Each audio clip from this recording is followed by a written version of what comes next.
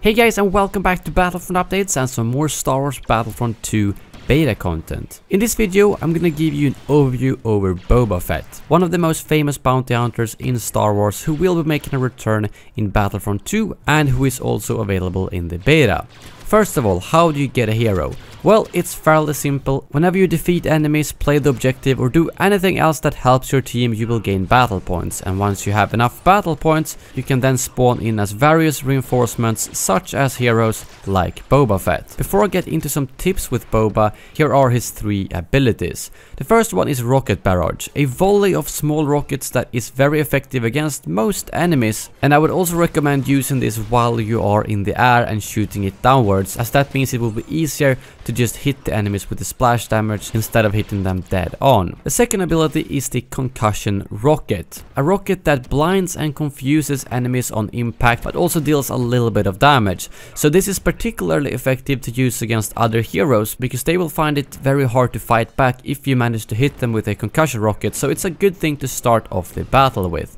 And lastly, we have For the Hunt, an ability where he uses his bounty hunter tools to show enemies through walls. As you can see, they show up as an orange silhouette, which makes it so much easier for positioning, as you will know where all the enemies are. This and most of the other abilities can be improved with star cards. For instance, there's a star card that makes For the Hunt not only show up to you, but also to your teammate. So if you want Boba Fett to be a little bit more team play friendly, well, then that's a good star card to equip. So what are some good tips when using Boba Fett? Well, first of all, use his jetpack as much as possible. There's not a lot of other characters with jetpacks in the game, which means that you can really take advantage of being above the enemies, as most of them will not expect that unless they saw you fly up in the air. And it also means that all of your explosives, such as the rocket barrage, will be able to hit the floor around the enemies and therefore cause more splash damage. And I would also recommend trying to stay in the back. Boba Fett is not the best character to rush straight into a group of enemies. That's something that's better for Darth Maul to do. It's better if you stay in the back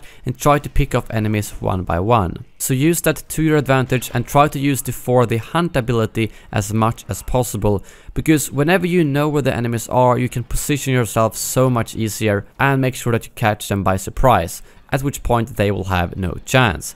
So if you find yourself on the other end and struggle against Boba Fett, what are some tips for you? Well, first of all, try to stay inside. Well, some rooms do have quite high ceilings, but if they don't, well, Boba Fett can't do much with his jetpack, which means that you stand a lot bigger chance of mowing him down. Because if you catch him inside, you and your teammates will be able to shoot him down fairly quickly, whereas if he's flying out in the open, it's pretty easy for him to fly away behind a building or just straight up in the air. But that's it for this video. Thank you very much for watching, and as always, may the Force be with you.